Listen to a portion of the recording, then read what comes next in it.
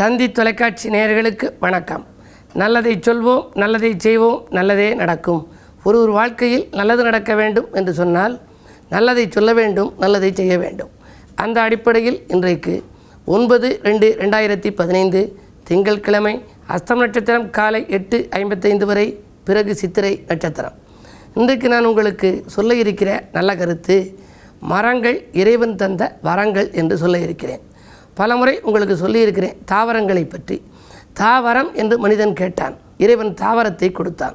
கும்பிடும் தாவரத்தை சாப்பிடலாமா, சாப்பிடும் தாவரத்தை கும்பிடலாமா என்றெல்லாம் காலங்காலமாக இருந்து வந்த ஒரு பிரச்சனை. பொதுவாக இல்லத்திலே துளசி வைத்திருக்கிறோம். அந்த துளசியை நாம் தடுமன் வந்தால், ஜலதோஷம் வந்தால் பறித்து சாப்பிடுவோம். துளசியை நாம் துளசி மாதா என்று சொல்லியும் கும்பிடுவோம். இதேபோல வில்வம், தெய்வீக மூலிகைகள் எல்லாம் இருக்கின்றன.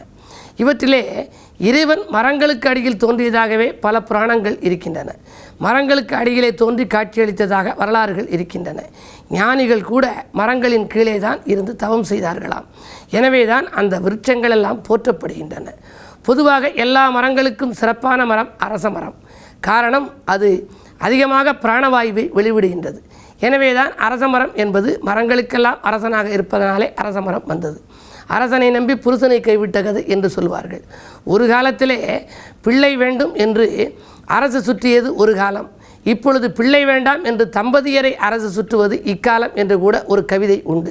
அரச மரத்திலே நாம் இருக்கக்கூடிய தெய்வங்களை வணங்குகின்ற பொழுது அரச மரத்தை சுற்றி வந்தால் பெண்களுடைய கர்ப்பப்பையில் இருக்கிற நோய்கள் அகன்று புத்திரவிருத்திக்கான வாய்ப்புகள் கைகூடி வருகின்றன. எனவே தான் அரச மரம் புனிதமான மரமாக கருதப்படுகிறது என்பது உங்களுக்கு தெரியும். அதே போல் ஒவ்வொரு ஆலயங்களிலும் ஸ்தல விருட்சம் இருக்கும். எங்கள் ஊர் கீழச்சிவல்பட்டி சிவன் கோயிலில் என்ன ஸ்தல விருட்சம் என்றால் பலாமரம் இருக்கிறது. பொதுவாக ஒவ்வொரு ஆலயங்களிலும் எங்கள் ஊர் சிவகங்கை மாவட்டம் கீழச்சிவல்பட்டி. எங்கள் ஊருக்கு பக்கத்தில் ஆத்தன்குடின்னு ஒரு ஊர் இருக்குது. அங்கே இருக்கக்கூடிய ஸ்தல விருட்சம் கல் வாழை. இந்த வாழை என்ன வேணும்னா வாழையடி வாழையாக வளரும். எனவே சந்தான விருத்தி வேண்டும் என்று சொன்னால் அங்கே சென்று ஆலயத்தில் சிவாலய வழிபாட்டை முடித்து அந்த ஸ்தல விருட்சம் கல்வாழையை வழிபாடு செய்யலாம். அதேபோல் பலாவும் அதேபோல் பல என்று வரும், கிளைகள் பெருகும். எனவே உறவினர்கள் அதிகமாக வர, உறவு மேம்பட பலாமர விருட்சத்தை வழிபடுவது நல்லது. இப்படி எல்லா ஆலயங்களிலும் இருக்கிறது. இந்த ஸ்தல விருட்சங்களை யாரும் ரொம்ப வழிபடுவது இல்லை. சாமியை கும்பிட்டு நம்ம வந்துடுறோம். எந்த கோயில் போனாலும் அந்த கோயிலில் என்ன ஸ்தல விருட்சம்னு கேட்கணும். அது இருக்கும். சில இடங்களிலே மரமாக இருக்கும், சில இடங்களிலே கல்லாகவே அவர்கள் அடித்து வைத்திருப்பார்கள். அதை வழிபட்டால் நமக்கு பலன் கிடைக்கும். பௌர்ணமி, அமாவாசை, செவ்வாய்க்கிழமை, வெள்ளிக்கிழமையில் கண்டிப்பாக விருட்சங்களை வழிபாடு செய்ய வேண்டும் என்று முன்னோர்கள் எழுதி வைத்திருக்கிறார்கள். எல்லா விருட்சங்களிலும் அற்புதமான ஒரு ஸ்தல விருட்சம் இப்போ நான் உங்களுக்கு சொல்ல போகிறேன். அது காஞ்சி சங்கராச்சாரியாருடைய புக்கில் இருந்துச்சு. அதை படித்த பின்னாலே நான் ஆராய்ச்சி செய்தேன். ஒரு மரத்திலே பழுத்த பழங்கள் அதில் நன்றாக பழுத்த பின்னாலே கீழே விழுகிறது. விழுந்த பின்னாலே மீண்டும் மரத்திலே போய் அது ஒட்டி கொண்டு விடுகிறது. மரம் முழுவதும் மொசைக் பதிச்ச மாதிரி அப்படி பழமாக நிற்கும். பிறகு மரத்தோடு மரமாக போய்விடும். இது என்ன மரம் என்று சொன்னால் அழிஞ்சா மரம். இறைவனிடமிருந்து வந்த மனிதன் மீண்டும் இறைவனை போய் சேருகின்ற தத்துவம் இந்த மரத்தில் இருக்கிறது என்று காஞ்சி மகான் எழுதியிருக்கிறார். அதற்குரிய மரம் தமிழ்நாட்டில் 3-4 இடத்தில் தான் இருக்கின்றன. அழிஞ்சா மரம் என்று பெயர். ஏரழிஞ்சி என்று சொல்வார்கள். வேப்பம்பழம் போல பழம் இருக்கும். அது காற்றடிக்கின்ற பொழுது கீழே விழுகும். விழுந்த பின்னாலே அது மேல் நோக்கி பறந்து சென்று மரத்திலேயே ஒட்டி கொண்டு மரமோடு மரமாக மாறிவிடும். அது முளைப்பதற்கு வேறு வழி இல்லை. அந்த மரம் சிவகங்கை மாவட்டம் வைரவன்பட்டி என்ற ஊரிலே இருக்கிறது.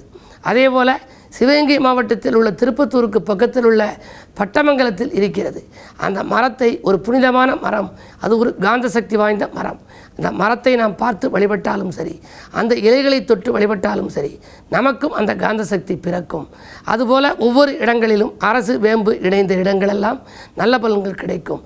பூமரங்கள், நல்ல சாமரங்கள், மரங்களை வளர்ப்போம், மழையை வரவழைப்போம் என்று இப்பொழுது அரசாங்கம் சொல்லிக் கொண்டிருக்கிறது. ஆனால் மரங்கள் என்ற தாவரங்களை நாம் வழிபாடு செய்ய தேர்ந்தெடுத்து வைத்துக் கொள்ள வேண்டும். நமக்கு யோக பலம் பெற்ற நாளில் நமக்குரிய ஸ்தலங்களை தேர்ந்தெடுத்து அங்கு நாம் நேசிக்கின்ற நமக்கு தேவையான அந்த ஸ்தல விருட்ச மரம் இருக்கிறதா என்று பார்க்க வேண்டும். நல்ல ஸ்தல விருட்சங்கள் இருக்கிற இடத்திற்கு சென்று வழிபாடு செய்ய வேண்டும். வைத்தீஸ்வரன் கோயில் என்று எடுத்துக்கொண்டால் அங்கு வேம்புதான் ஸ்தல விருட்சம். வேம்பு நோய்களை தீர்க்கும். வைத்தியம் பார்க்கிற வைத்தியநாதராக விளங்குகிற சிவாலயத்திலே அங்கு வைத்தியநாத தையல் நாகி வீட்டிற்கும் ஆலயத்தில் ஸ்தல விருட்சம் வேம்பு என்று இருக்கிறது. இப்படி ஸ்தல விருட்சங்களை நீங்கள் வழிபட்டால் உங்கள் வாழ்க்கையில் விருத்தி அம்சங்கள் நிறைய கிடைக்கும் என்ற நல்ல கருத்தை தெரிவித்து இன்றைய ராசி பலன்களை இப்பொழுது உங்களுக்கு வழங்கப் போகின்றேன். மேசராசி நேயர்களே, பிரச்சனைகள் தீர வழிபாட்டை மேற்கொள்ள வேண்டிய நாள் இந்த நாள். காரணம், உங்கள் ராசிக்கு 12 கேது இருக்கிறார். சுகஸ்தானத்திலே குரு வக்ர இயக்கத்தில் இருக்கிறார். 8 சனி இருக்கிறார். 8ஆம் இடத்திலே சனி அகப்பட்டவனுக்கு அஷ்டமத்தில் சனி என்பார்கள். எந்த முயற்சி செய்தாலும் இல்லத்தினரை கலந்து ஆலோசித்து செய்வது நல்லது. வரவை காட்டிலும் உங்களுக்கு செலவு கூடுதலாகவே இருக்கும். என்ன இருந்தாலும் மாலை நேரத்தில் வரும் பயணத்தை தவிர்ப்பதுதான் நல்லது. ரிஷபராசி நேயர்களே, உங்களுக்கெல்லாம் சனியின் பார்வை பதிகின்றது. கண்டகச்சனியின் ஆதிக்கம் இருந்தாலும் கூட ராசிநாதன் சுக்கிரன் பலம் பெற்றிருப்பதால் ஆரோக்கிய வாழ்க்கைக்கு அடித்தளம் அமைக்கின்ற நாள். நினைத்த காரியத்தை நினைத்த நேரத்தில் செய்து முடிப்பீர்கள். வரவு திருப்திகரமாக இருக்கிறது. அஞ்சல் வழியில் கூட ஆச்சரியப்படத்தக்க தகவல் உங்களுக்கு வந்து சேரும். இந்த நாள் உங்களுக்கு ஒரு இனிய நாள். மிதுனராசி நேயர்களே, யோகங்கள் வந்து சேர யோசித்து செயல்பட வேண்டிய நாள். ராசிநாதன் 8 மறைந்து விட்டார். மறைந்த புதன் நிறைந்த தனலாபத்தை தரும் என்றாலும் கூட அவரோடு சூரியனும் இணைந்திருக்கிறார். எனவே அரசு வழி தொல்லைகளுக்கு ஆளாக நேரிடலாம். பாதியில் எண்ணற்ற பணிகள் நிற்கிறது என்று கவலைப்படுவீர்கள். நேற்று மறதியால் விட்டுப்போன பணியை இன்று மீண்டும் செய்ய இயலாமல் தவிக்கலாம். திருமண முயற்சிகள் கைகூடுவதற்கான அறிகுறிகள் தென்பட்டாலும் கூட முடிவடைவதில் தாமதம் ஏற்படலாம். எனவே இந்த நாள் உங்களுக்கு இனிய நாளாக அமைய வழிபாட்டை மேற்கொள்ளுங்கள். கடகராசி நேயர்களே, உங்களுக்கெல்லாம் துணிவும் தன்னம்பிக்கையும் கூடுகின்ற நாள். தொட்ட காரியங்களிலெல்லாம் வெற்றி கிடைக்கும். அரசியல்வாதிகளால் அனுகூலம் உண்டு. அரசு வழி சலுகைகள் எதிர்பார்த்தபடி கிடைக்கும். தொழில் முன்னேற்றம் கருதி எடுத்த முயற்சிகளுக்கு மாற்று இனத்தவர்கள் ஒத்துழைப்பு செய்வார்கள். உத்தியோகத்தில் இருப்பவர்களுக்கு எதிர்பார்த்த நற்பலன்கள் கிடைக்கும். அதிகாரிகள் அனுகூலமாக நடந்து கொள்வார். சிம்மராசி நேயர்களே, உங்களுக்கெல்லாம் நல்ல வாய்ப்புகள் இல்லம் தேடி வரும் நாள். நாட்டுப்பற்று மிக்கவர்கள் உங்கள் வீட்டு முன்னேற்றத்திற்கு ஒத்துழைப்பு செய்வார்கள். கடல் பயண வாய்ப்புகள் கைகூடலாம். என்ன இருந்தாலும் 6 சூரியன். எனவே ஆரோக்கிய தொல்லை ஏற்படத்தான் செய்யும். மருத்துவ செலவு உண்டு. கன்னிராசி நேயர்களே, ஜென்ம சந்திரன். உலாவரும் சந்திரனால் உன்னதமான நிலை கிடைத்தாலும் கூட திடீர் பயணங்கள் அதிகரிக்கும்.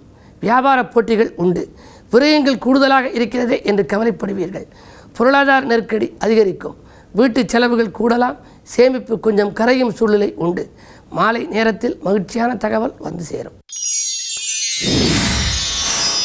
துலாம் ராசி நேயர்களே, இன்றைக்கு யோசித்து செயல்படுவதன் மூலம் யோகங்கள் ஏற்படுகின்ற நாள். இன்றைக்கு செவ்வாய் பலம் நன்றாக இருக்கிறது. உடன்பிறப்புகள் உங்கள் முயற்சிக்கு கை கொடுத்து உதவுவார்கள். வாங்கிய இடத்தை விற்று லாபம் பார்ப்பீர்கள். சுக்கிரபலம் நன்றாக இருப்பதால் ஆடை ஆபரண சேர்க்கை உண்டு. பெண்வழி பிரச்சனைகள் நல்ல முடிவுக்கு வரும். கூட பிறந்தவரால் நன்மை கிடைக்கின்ற நாள் இந்த நாள். விருச்சிக ராசி நேயர்களே, ஆலய வழிபாட்டால் ஆனந்தம் காண வேண்டிய நாள். அன்றாட வாழ்க்கை நன்றாக அமைய என்ன செய்யலாம் என்று யோசிப்பீர்கள். நண்பர்களின் ஒத்துழைப்பு நல்ல விதமாகவே உங்களுக்கு கிடைக்கும். அஞ்சல் வழியிலும் அனுகூல தகவல் உண்டு. குருவின் பரிபூர்ண பார்வை இருப்பதால் திருமண முயற்சிகளில் வெற்றி கிடைக்கும். அரசாங்க வழியில் ஏதேனும் நீங்கள் சலுகைகளை எதிர்பார்த்திருந்தால் அந்த சலுகைகள் கிடைப்பதற்கான வாய்ப்புகள் இன்றைக்கு உண்டு.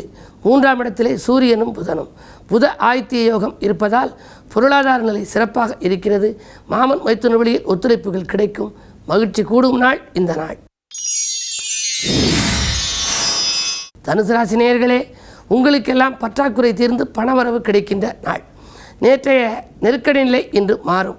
கேட்ட இடத்தில் உதவிகள் கிடைக்கும். வெளிவட்டார பழக்க வழக்கம் விரிவடையும். விருந்து வைபவங்களில் கலந்து கொண்டு மகிழப் போகின்றீர்கள்.